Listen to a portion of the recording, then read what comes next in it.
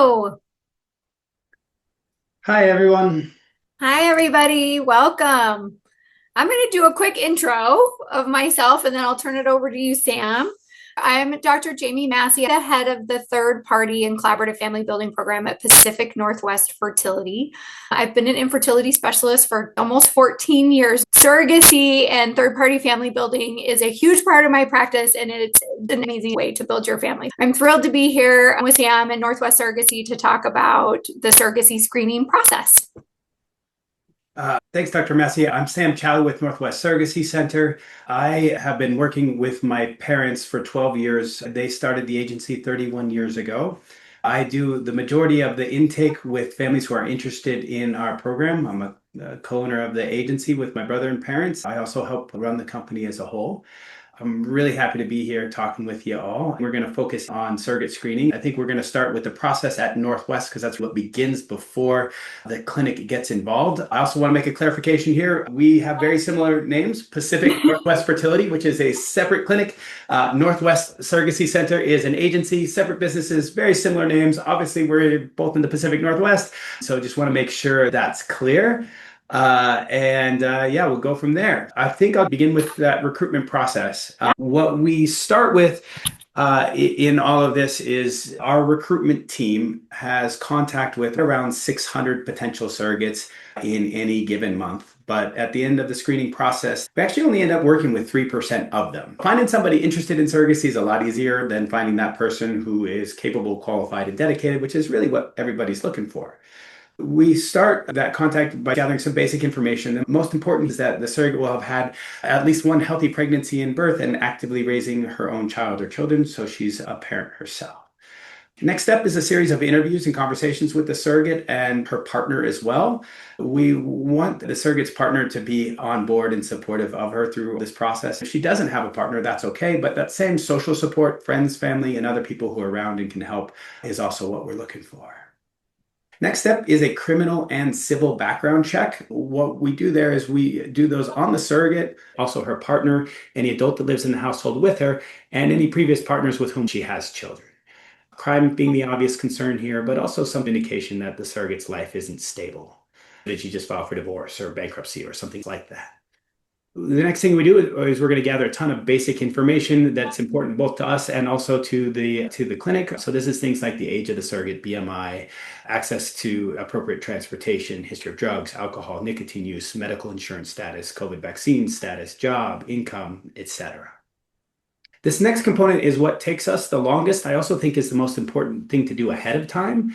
Dr. Massey is going to talk more about this, but we collect the medical records from the surrogate's previous pregnancies and births. We organize those records, review them, and then we send them to Pacific Northwest, one of our clinic partners or other medical professionals, for them to review for clinic requirements ahead of time.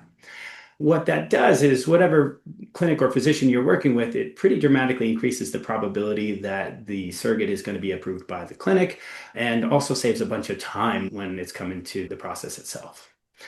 Next step is a psychological evaluation. So this is a formal evaluation done on the surrogate. In addition to that, she and her partner will have a psychosocial conversation. I do think fair to say that everybody's emotional stability is important during a surrogacy.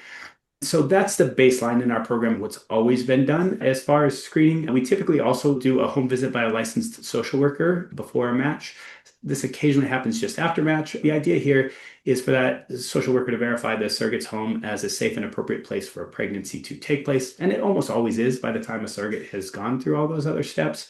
And then also to meet with all the members of the household, discuss the nature of surrogacy with them where appropriate. We're just looking for some difference between what we see, psychologist, social worker, not to mention information from things like background checks and medical records.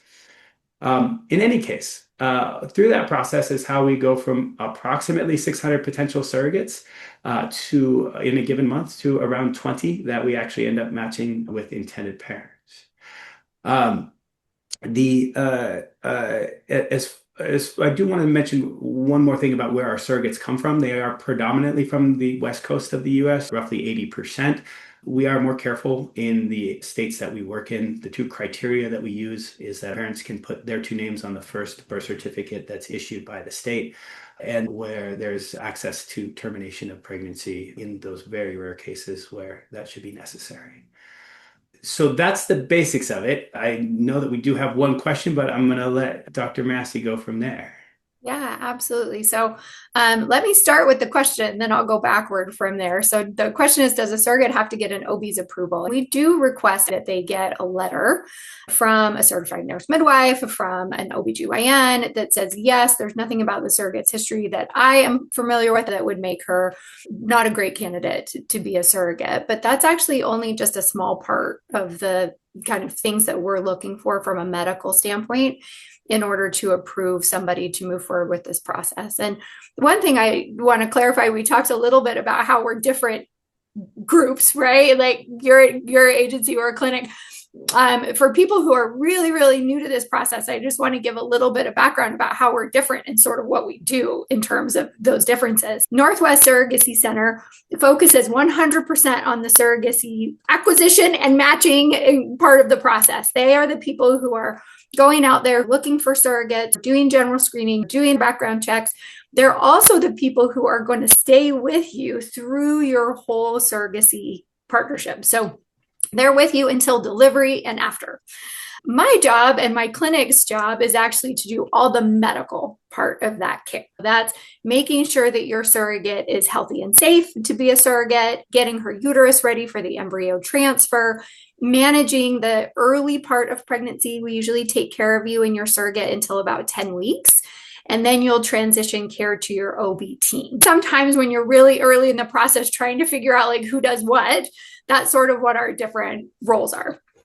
Once you have a potential match for a surrogate, Northwest will actually send that surrogate's medical record information to me and my team. And they do a really beautiful job of what I call umbrella screening. So they look at the big stuff that could make a surrogate ineligible to move forward. A lot of those individuals are screened out well before they ever get to my desk. That's one of the things that Northwest does really, really well, is that it's not incredibly likely that we're going to see a surrogate that we say, oh, there's obvious things that she can't move forward, because they do such a good job of early screening. But our job is to get her records and go through them with a fine-tooth comb. Sometimes we get, 200, 400 pages of medical records for these surrogates. And that's important. You're asking somebody to do the most important job that they will ever do for you. Our job is to make sure that there's nothing about her history that would put either her or your baby at increased risk as you move forward with this process. And we generally, and many clinics that do lots of third-party family building, follow guidelines by an organization called the American Society for Reproductive Medicine. They look at all of the data and give us guidelines for what is safe and what is not as safe when we move forward in these journeys. Those include things like BMI, number of prior vaginal deliveries and C-sections, significant complications in prior pregnancies. So those are things like preterm delivery, significant postpartum hemorrhage. Those are the kind of big things we're looking for. As we go through the history together with her records, what I'm looking for are little things that in and of themselves might not change risk profile, but when you put them all together, could potentially change risk. So these are things like, if somebody had diabetes that was diet controlled in a pregnancy, that in and of itself is not an issue, right? That's low risk. It's unlikely to happen again. No big deal. If they had early diabetes and their BMI is high, and then they had high blood pressure in a pregnancy, those things start to sort of add up together and turn into a different risk profile. So as your physician, when we're going through those records, those are the kind of nuances and details that we're looking for. And many times they're not things that we say, no, we can't move forward with the surrogate. Many times it's things that we go back to Northwest and say, hey, can you clarify this piece of the history for us? Or can we do a couple of extra blood tests so that we can rule out anything worrisome here? Oftentimes it's me reaching out to you as intended parents and saying, hey, this is what things look like. How does that risk feel for you? Does that feel appropriate? Does that feel not appropriate? Because in the end, you're really the deciding factor about what makes sense for you moving forward. That process, just to give you a rough timeline, usually takes about 4 weeks to do. And it's just, again, there's lots of records to review, and sometimes there's just back and forth between us and Northwest Surrogacy Center, getting all the information we need to make sure that that individual is safe and healthy to move forward with your partnership. Also, getting a little data point on the clinic approval rate based on medical records. I think program-wide, our approval rate by physicians is a little over 90%, and with you guys, it's closer to 95 as far as approval by the clinic based on medical records.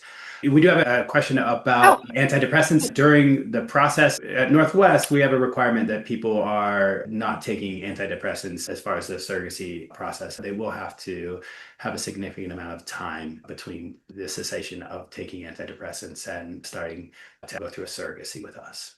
Absolutely. Our recommendation is 6 months off of medications, and then follow up with a psychologist that says this individual is healthy and stable from a mental health standpoint off of medications.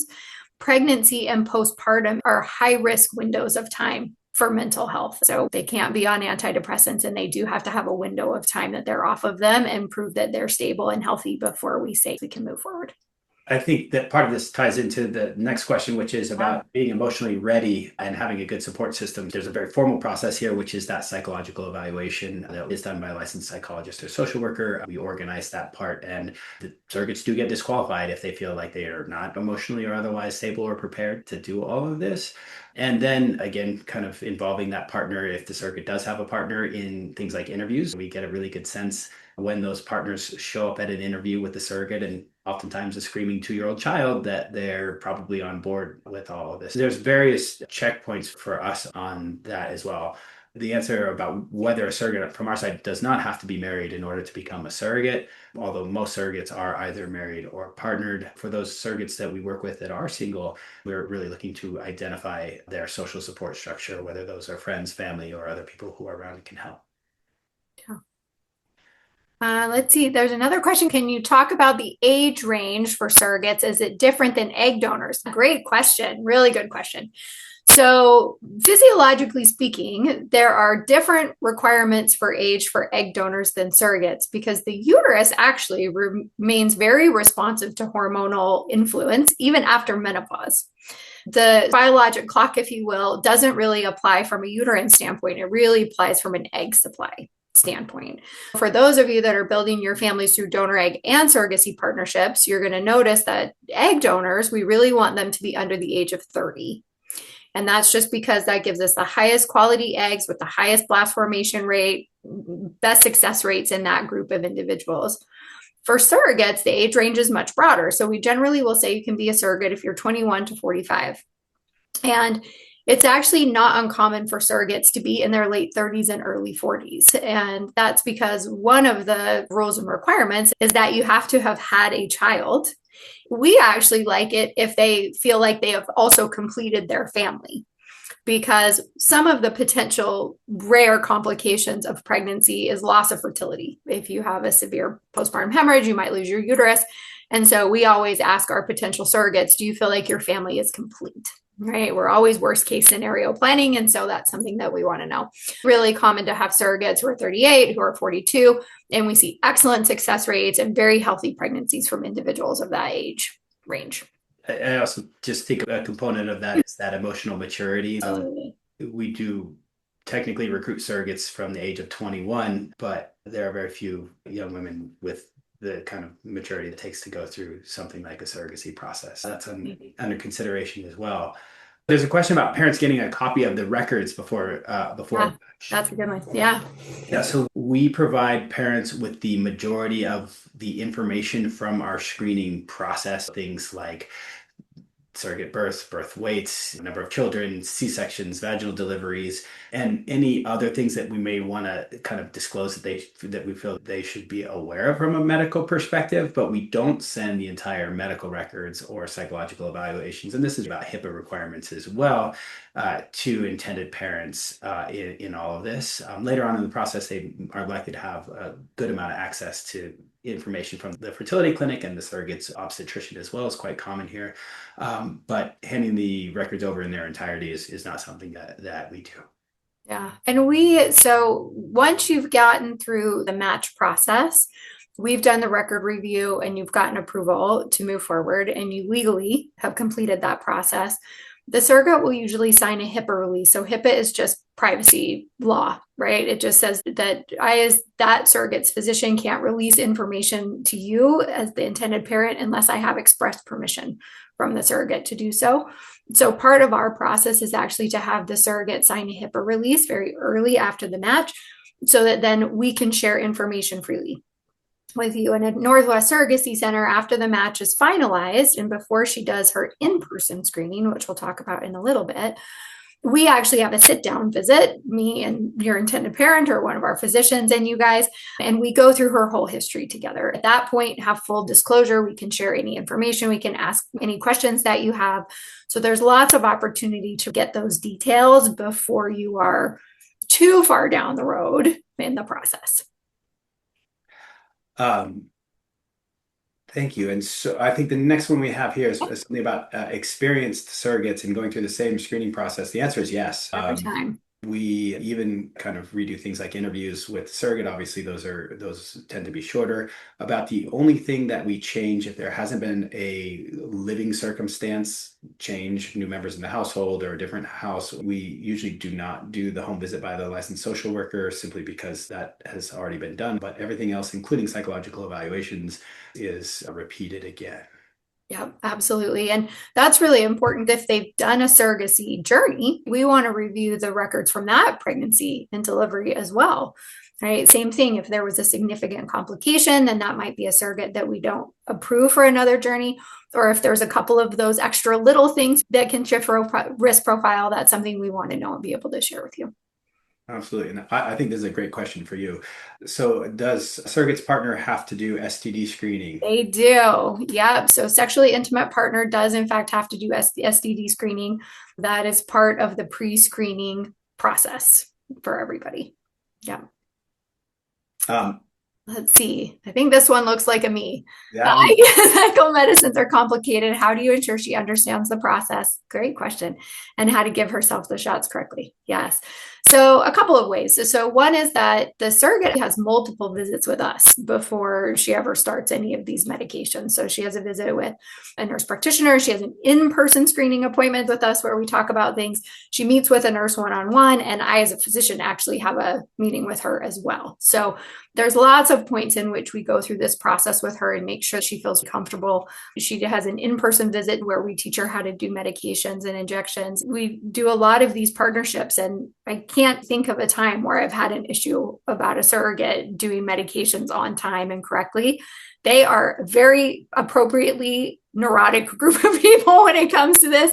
They really are so committed. The process that they go through to get to the stage at which they match with you is long and involved. So they really are committed to having the very best possible outcome that they can have. It's not something that we see people having trouble with. And I also want to say that we certainly aren't physicians, but we do have a good sense of what a normal fertility cycle looks like. Occasionally we'll see something, and we've got direct communication with our clinic partners like Pacific Northwest. So we're able to call and check up on that stuff if something doesn't quite seem right. So there is follow-up there. Absolutely. And during the process, so that you know what the embryo transfer looks like, it's about 4 to 6 weeks to get the uterus ready for an embryo. During that point, there are multiple visits scheduled throughout that cycle. She'll do a visit for ultrasound and blood work even before she starts any of the estrogen or progesterone medications. They then do a lining check around mid-cycle to make sure that the estrogen level is good, that the lining looks appropriate. And so if there's an issue with medication administration or anything, we will catch it in that time because there's plenty of checkpoints to make sure that things are going as expected. Yeah. A question about how long screening process takes overall for surrogates before they get matched. Yeah. The short answer is on average about 5 months from the time we meet a surrogate until she's ready to be matched with a family. The biggest single thing is those medical records and how quickly we get them and then also get them reviewed. We'll also meet a surrogate and get her through a good amount of the screening process. She might be breastfeeding for another 6 months and not be able to match her until later on down the line. A typical surrogate is about 5 or 6 months. Yeah. And then on our end, like I said, the medical record review piece usually takes about 4 weeks. Sometimes it's longer, sometimes it's shorter, depending on if there's follow-up information that we need, if there's additional testing or screening that we need in order to feel really confident that she's safe and healthy to move forward. Just a little note about timeline. You mentioned breastfeeding. Also important to know that there are guidelines for how long from one delivery until the next. So if you're working with a surrogate, either for a sibling journey or you're going to do a surrogate, you're going to partner with a surrogate who's an experienced surrogate. It's usually a recommendation of 9 to 12 months from delivery until next embryo transfer. Just something to keep in mind as you're going through the process. Absolutely. The question about what screening is done after we're matched with the surrogates. On our side of things, occasionally that home visit by the social worker is done afterwards, but typically that's done pre-match as well. Almost all of the rest of the stuff happens at Pacific Northwest and with the clinic. Yeah, absolutely. So once you've matched, we'll do the medical record review process. Once that's approved, then you'll finalize legal agreements with the surrogate. That's sort of the next piece. And then we actually bring the surrogate to Pacific Northwest Fertility for a full in-person evaluation after that point. We really think that that's a really critical piece of the process. The surrogate, I always tell everybody, is my patient, just like you're my patient. And so I really want to meet her and have a connection with her and make sure that she feels comfortable reaching out with any questions or concerns that she has during the process. It gives us an opportunity to do a comprehensive physical exam.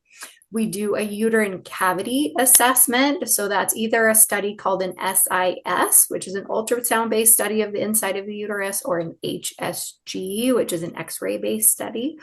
It tells us that the uterus is normally shaped, that there's nothing in the uterine cavity like a polyp or a fibroid, which are just overgrowth of tissue that could potentially impact the ability of a good embryo to implant and grow.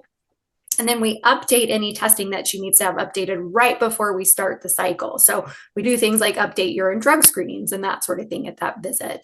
And it does usually take about 4 weeks to get that set up just because we have to coordinate travel and these are parents and they have jobs. So it sometimes takes a little bit of time to just get that piece coordinated and done. So I would say on our end, once you have a match until we say you're good, she can start the process of getting the uterus ready for the embryo to arrive is usually about an 8-week window of time. Yeah. So a good question about, can the parents meet the surrogate when she goes to the clinic? Yes. Yeah. In fact, we encourage that. So most, we certainly do recruit surrogates in the Seattle area, but most surrogates in our program, because of how all this stuff works, will end up traveling. And absolutely, that's an opportunity for surrogates and parents to spend more time together, to get to know each other, to perhaps go to brunch or do something like that. Not only do you get the chance to do it, it's pretty strongly encouraged. Occasionally, a uterine evaluation will happen before a contract signed, so sometimes that doesn't happen on that first visit, but that will absolutely have been done by the time a transfer occurs of an embryo. I think that's a great idea and something that most people do. Absolutely. And a follow on to that is that you are more than welcome and encouraged to come on the day of the embryo transfer. That is such an amazing day. You get to see your embryo. It's a wonderful time to spend time with your surrogate. We really encourage intended parents to come on the day of the embryo transfer. I want to put a little caveat in here too, just so that you know about potential delays in timeline, because I know those are always frustrating. These are long journeys. By the time you match, everybody's ready to be at the pregnancy piece. If we do a uterine cavity evaluation, a saline test or an HSG, and there's something abnormal, let's say a polyp, which is just an overgrowth of lining tissue, that almost never results in failure of that match. That's just something that needs to be treated before we do an embryo transfer. So I always tell my intended parents, we're going to make sure everything looks perfect. If she needs to have a procedure to normalize the uterine cavity, that doesn't mean anything about her ability to safely carry her pregnancy. It just means that we need to take one more step to make sure that everything is perfect before we move forward. Yeah, and I can also say that that's almost always more quick to do that than to be rematched through the process again to get a different surrogate. This is a little off the specific topic of screening, but I can answer this pretty quick. What if a surrogate changes her mind? And does that happen? I can say that in 31 years of doing this, we have never had a surrogate even express a serious interest in keeping a baby. So as far as like whether now, certainly surrogates have changed their mind about becoming a surrogate in that pre-pregnancy space in all of this. these surrogates are human. They have life changes, job changes, family illnesses, all kinds of things that may happen that make it so a surrogate isn't able to continue. We occasionally see that from intended parents as well. We rematch our families in those circumstances. They don't pay us any additional fees for that. As far as a surrogate after becoming pregnant, changing her mind, that is absolutely not something we've experienced. Yep. Okay. How long will it take after we matched until we have a pregnancy? So I usually quote people 4 months, which is kind of a, you know, I think it's conservative. Oftentimes we can get things done before then. But once you finish that in-person screening visit, it takes about 4 to 6 weeks to get the uterus ready for an embryo. It's a combination of usually suppressing the surrogate's own natural ovulatory cycle, adding back estrogen to thicken the lining, and then progesterone to time the transfer. Once we've got that all clear from an in-person visit standpoint, it usually is about 6 weeks before you actually do your transfer. Yeah, and I say exactly the same thing. We say Perfect. 4 to 5 months is the Yeah. average. I want to say that the range, if the stars align, 3 months or a little bit over that, and that really, like, a lot of things have to go right. And 7 months, if you kind of hit a bump along the road. Absolutely. Yeah, 4 to 5 months is about right. That's what we experience as well. Absolutely. And I always share with my intended families, like I said, we get it. We know this has been such a long journey and everybody is eager to move forward, as are we. But we also want to make sure that when you finally do get to transfer, that the likelihood that that transfer is going to happen is incredibly high, that it's going to be successful and result in a live birth. So I really do think any time that's spent in extra reviews and getting the medical stuff we need, doing screening and normalizing the uterine cavity, even though it's such a frustration emotionally, it really does translate into exceptional outcomes on the pregnancy end. We move it as quick as we can, but we also want to make sure that you're safe and healthy and successful as you go through it. I think this is another good one for you. Can a surrogate have a history of miscarriage and be approved? Yeah, absolutely. So the one caveat to that is if somebody has a condition that we call recurrent pregnancy loss. By definition, that is 2 or 3 consecutive miscarriages without a known cause of those losses. And so one of the things that can potentially, add time. So let's say I get a record for somebody and they've had a later pregnancy loss. So let's say a pregnancy loss that happened in the early second trimester, for instance, which is less common than very early miscarriage, or they've had a number of miscarriages and we don't exactly know why. Sometimes we'll go back to Northwest and say, hey, can we do additional testing just to make sure that there's nothing recurrent here that would result in you having a higher risk of miscarriage with your next pregnancy? So the short answer is yes. Yeah, miscarriages are very common. So it's actually fairly unusual to find surrogates who have never had a pregnancy loss of any kind. We only worry about them if they happen late or if they happen over and over again. Absolutely. I think to reiterate what you just said, it is extraordinarily common for a surrogate to have had previous miscarriages. As you said, most women have. Most women have. Pretty common thing to see. Do you see a lot of failed transfers or pregnancy? And what if the average percent? I giggle only because we were talking about this before we came on. Yeah. The success rates actually for these partnerships is really high. So in our clinic right now, the pregnancy rate is above 80%, which is really good. You can't ever get to 100%. If somebody tells you 90%, it's probably not true either. Human reproduction is complicated and inefficient, but you are way more likely to be successful than not as you're moving forward, which is a really amazing thing to be able to say to people. Even with embryo transfer in perfect conditions, you can get pregnancies that don't happen. You can have a negative pregnancy test where that embryo just didn't implant and grow. You can have miscarriages that occur. That's happened in maybe 10%, right, each. And most of the time, those are things that are caused by that particular embryo, as opposed to something going on from a uterine or systemic environment. So most of the time when we have an unsuccessful transfer, the answer is we do it again. And the success rates actually stay exactly the same with second transfer as they do for first, which I think is a really good thing to take into it. That if you end up, unfortunately, on the other side of the statistics, it doesn't mean you're not going to be successful or that surrogate's not a good match for you. It just means that embryo uterine combination wasn't the right one that time. And we usually just try again. Program wide, we have a success rate on first single embryo transfers between 60 and 70%. This includes all people in different fertility circumstances, egg donor and surrogate on one side, and people who have had significant fertility issues on the other in different clinics. Most people do get pregnant on that first transfer and successfully have a baby. So I do one other thing is that the standard in a contract with a surrogate is usually 3 separate single embryo transfer attempts. And that's pretty normal in all of this.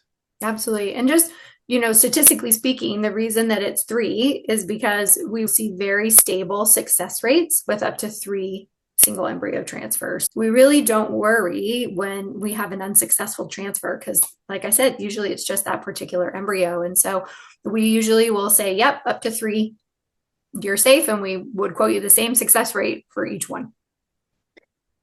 So this is a question about medical insurance. By the way, something we do look into in that screening process as far as that surrogate's medical insurance status. That's probably a whole nother webinar about how we do that, who pays for what, and everything else.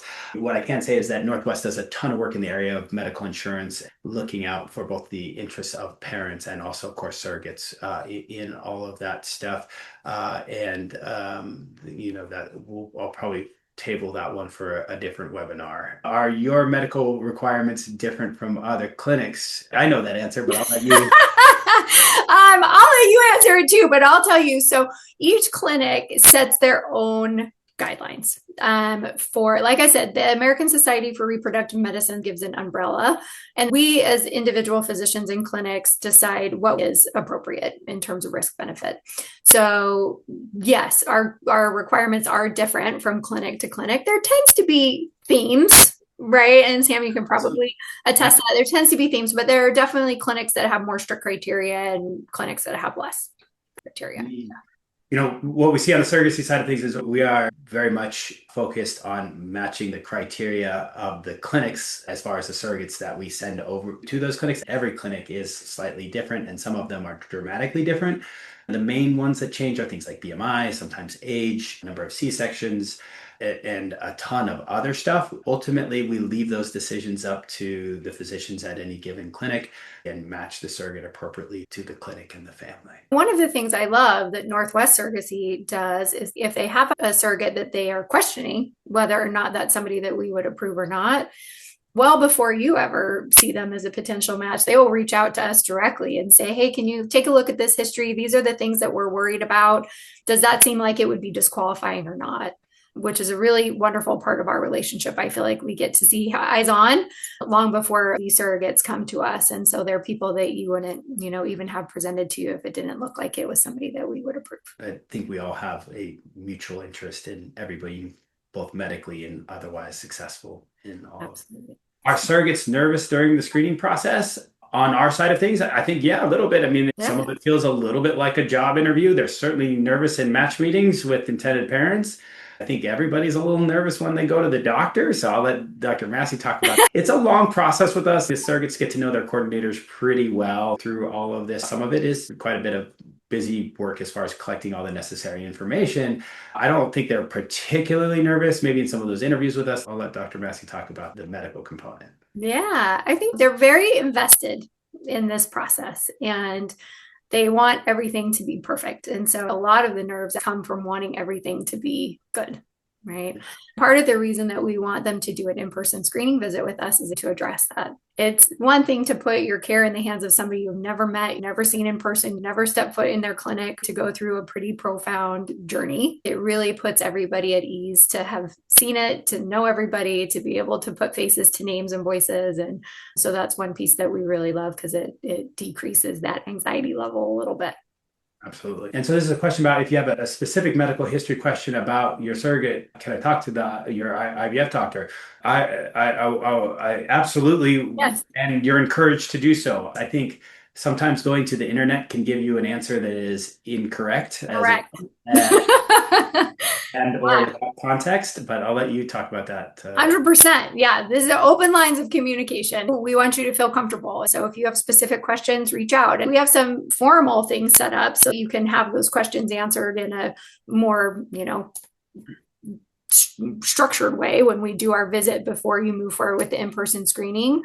But you are 100% always, always encouraged and welcome to send any questions. The only caveat is that we are limited in what we can talk about until we have a HIPAA release. So the only caveat to that is that you might come and I will say, well, in general terms, this is sort of what we're talking about until we get that HIPAA form. But please, 100% ask all the questions that you have as you're going through the process. This is a question about advice for intended parents when matching with their surrogate about when she goes to the clinic, making things kind of go faster from a screening perspective. This is dependent on the amount of screening that's been done ahead of time. Having an agency that does that pre-screening process goes a long way to making the clinic portion move more quickly. So certainly on our side, we want to get as prepared as possible and have as much information so physicians like Dr. Massey can make relatively quick calls on all this stuff. As far as after they get to the clinic, maybe you have some perspective there. Yeah, it's pretty quick. We do screening Monday through Friday. We have appointments every day for these visits. So it really is more about finding a time that works for the surrogate to come out. Their parents usually have jobs, and it's logistically sometimes tricky to get in a car, get on a plane, and come out to the clinic. It's more a logistic issue than anything else. Another plug for Northwest is that they do such a good pre-screening job that it is more common than not if I have a follow-on question. This surrogate has migraines. Does she have aura? I can reach out, and usually within 24 hours, I get a response back that says, no, we asked the surrogate. We knew that information, and this is the answer to that. I second your thought that because you guys do so much background work, it really makes it easy on our end.